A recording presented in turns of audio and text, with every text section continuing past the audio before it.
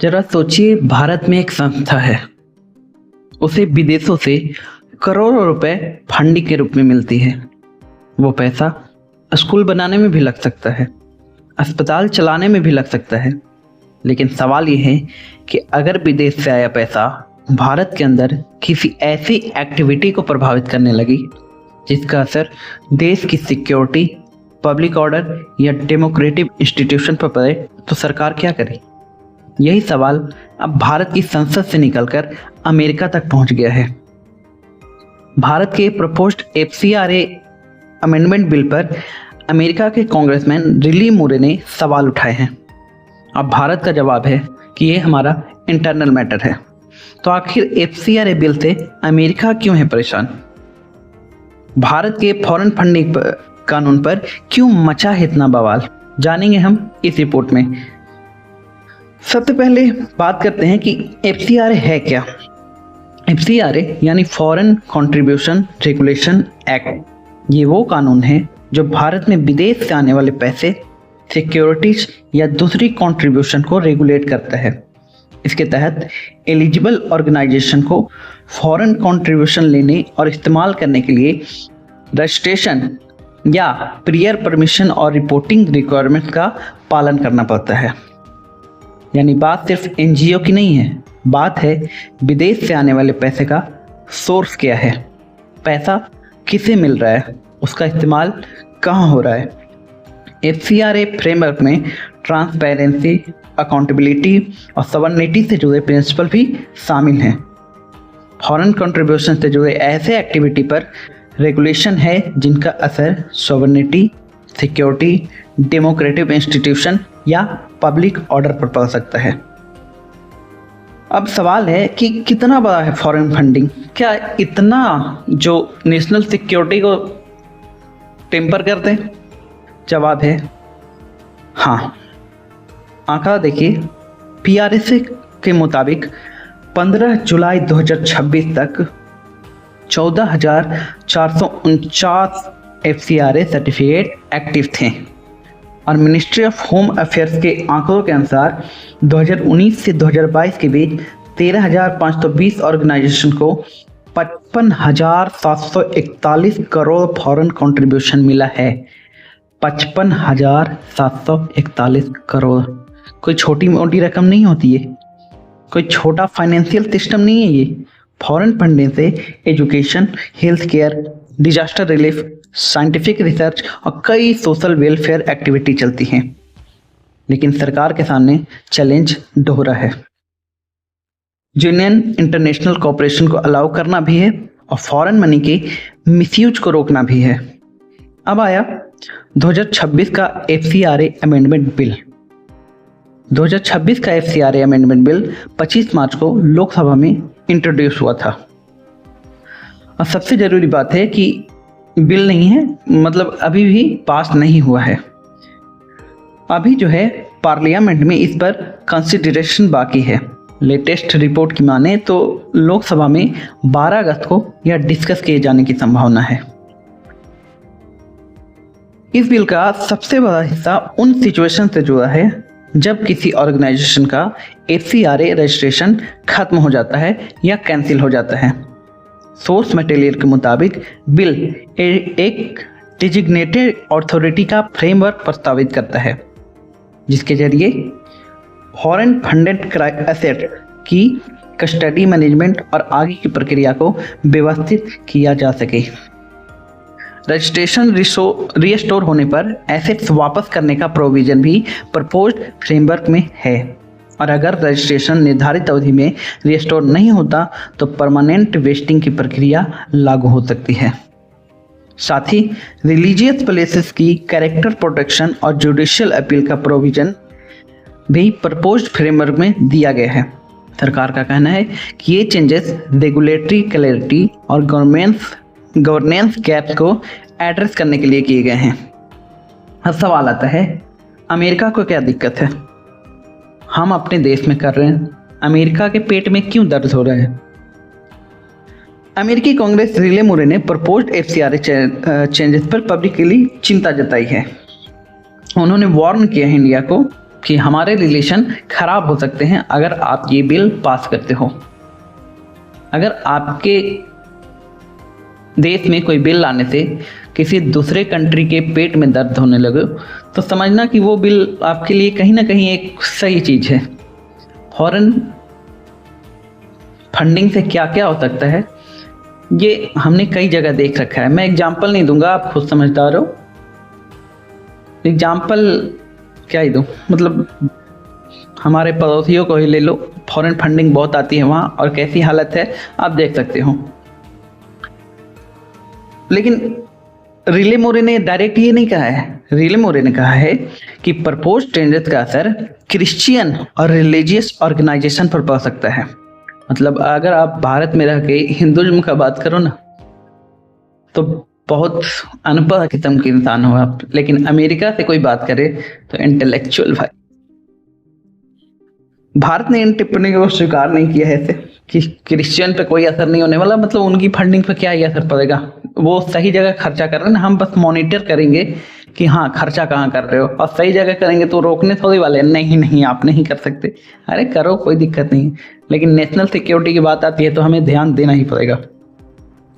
इस पर विदेश मंत्रालय ने साफ कहा है कि FCRA बिल जो है भारत का इंटरनल मैटर है।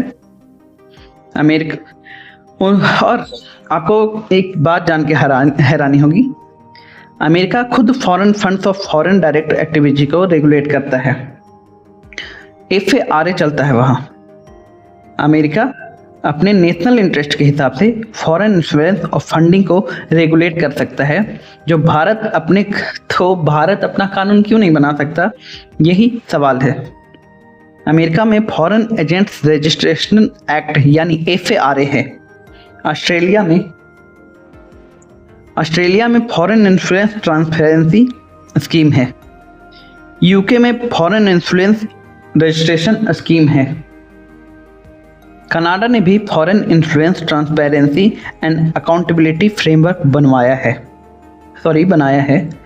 यानी डेमोक्रेटिक कंट्रीज में फॉरेन मनी और फॉरेन इन्फ्लुएंस की ट्रांसपेरेंसी को लेकर रेगुलेशन कोई बिल्कुल अनोखी भारतीय व्यवस्था नहीं है। ये बहुत पहले से चली आ रही है, बहुत देशों ने अपनाया हुआ है, लेकिन जब भारत अपनाने लगा तो किसी के पेट में दर्द होने लगा। 100% टैरिफ लगा देंगे तुम पर। क्या ही बोलो अमेरिका को।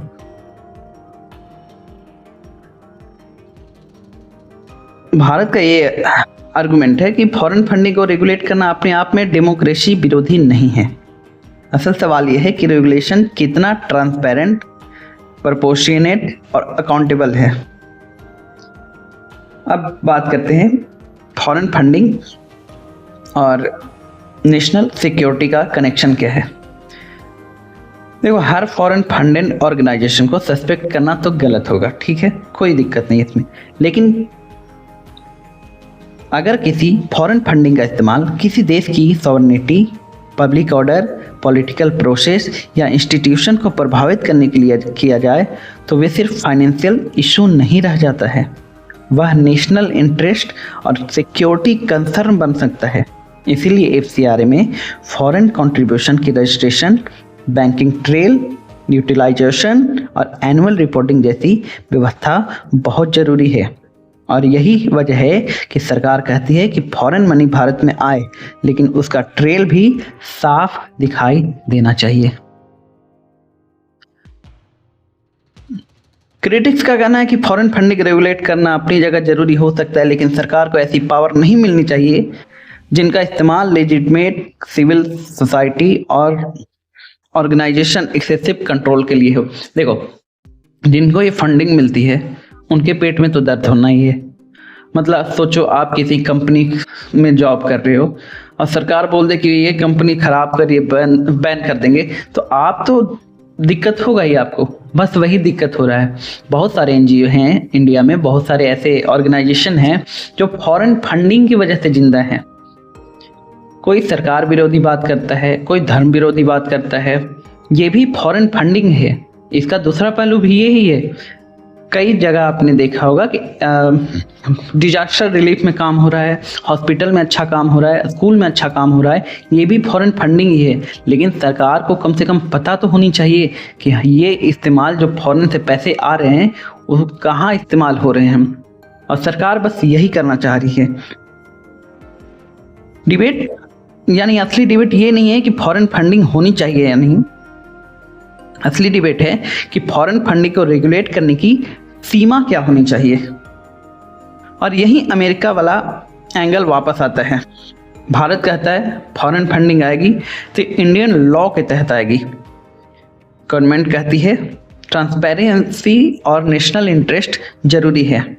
क्रिटिक्स कहते हैं गवर्नमेंट पावर पर सेफगार्ड जरूरी क्यों नहीं है। और अमेरिका से आवाज़ आती है इस बिल्स के रिलीजियस फ्रीडम इम्प्लीकेशन पर चिंता जताया जाता है। ऐसे ये तो बस बोलने की बात है, अमेरिका का क्या टेंशन है वो तो आप सब समझ जाते होंगे, समझदार हैं सब। भारत का जवाब है, भारत का क्या, ये भाई साहब का जवाब है कि हमारा इंटरनल मैटर है, अमेरिका हमें दखलंदाजी ना करे। मतलब अमेरिका का है कि खुद तो हम ये काम करेंगे लेकिन दूसरा कोई करे तो गलत करेगा। अब सवाल ये है कि क्या फॉरेन फंडिंग और फॉरेन इन्फ्लुएंस पर हर देश को अपने नेशनल इंटरेस्ट के हिसाब से रूल बनाने का अधिकार नहीं होना चाहिए। लेकिन यहाँ एक बात बिल्कुल साफ रखनी होती है, रीजनल इंस्टेबिलिटी और फॉरेन इन्फ्लुएंस का ब्रॉडर क्वेश्चन जरूर मौजूद है, और भारत जैसे देश के लिए ये जरूरी है क्योंकि विदेश से आने वाले पैसे का सोर्स, पर्पस और यूटिलाइजेशन ट्रांसपेरेंट जरूरी है। बस यही नेशनल सिक्योरिटी आर्गुमेंट एविडेंस के साथ रखा जा सकता है। सोर्स मटेरियल के मुताबिक 2024-25 में करीब 16,200 एसोसिएशन एक्टिवली रजिस्टर थी और उन्होंने लगभग 22,963 करोड़ फॉरेन कंट्रीब्यूशन रिसीव किया है। मतलब साफ है फॉरेन फंडिंग कोई छोटी कहानी नहीं है, ये हजारों ऑर्गेनाइजेशन और हजारों करोड़ रुपए से जुड़ा इकोसिस्टम है। इसलिए रेगुलेशन का असर भी बड़ा होना चाहिए। आगे क्या होगा, आगे क्या होगा, FCRA अमेंडमेंट बिल पार्लियामेंट में कंसिडरेशन के लिए आएगा, गवर्नमेंट इसे पास करवा जाएगी, अपोजिशन और सिविल सोसाइटी ग्रुप इसके कुछ प्रोविजन पे सवाल उठा सकते हैं, और इसमें एक इंटरनेशनल डायमेंशन भी जोड़ गया है। अमेरिका और इंडिया का कुछ खींचातानी होगा, लेकिन अभी हमारा फॉरेन रिलेशन ठीक है तो हमें उसके ज़्यादा टेंशन नहीं लेना है। तो आखिर FCRA बिल की कहानी सिर्फ NGO और फॉरेन फंडिंग की कहानी नहीं है, ये कहानी है पैसे की, पारदर्शिता की, राष्ट्रीय हित की और सबसे बढ़कर भारत की लेजिस्लेटिव सवर्निटी की। अमेरिका कह रहा है हमें चिंता है, इंडिया कह रहा है हमारा इंटरनल मैटर है, और फैसला पार्लियामेंट के अंदर होना है। क्योंकि लोकतंत्र में असली सवाल ये नहीं होना चाहिए कि कौन नाराज है, असली सवाल होना चाहिए कानून क्या कहता है, उसका असर किस पर पड़ेगा और क्या नेशनल सिक्योरिटी और इंडिविजुअल फ्रीडम के बीच सही बैलेंस बनाया जा रहा है। यही तय करेगा कि FCRA का अगला चैप्टर भारत के लिए सिर्फ फॉरेन फंडिंग रेगुलेशन होगा या फॉरेन इन्फ्लुएंस के दौर में नेशनल सॉवरेनिटी की एक बड़ी परीक्षा। आप देख रहे हैं खबरांचल, यहाँ सिर्फ न्यूज़ नहीं बताया जाता, हम न्यूज़ के पीछे की कहानी बताते हैं।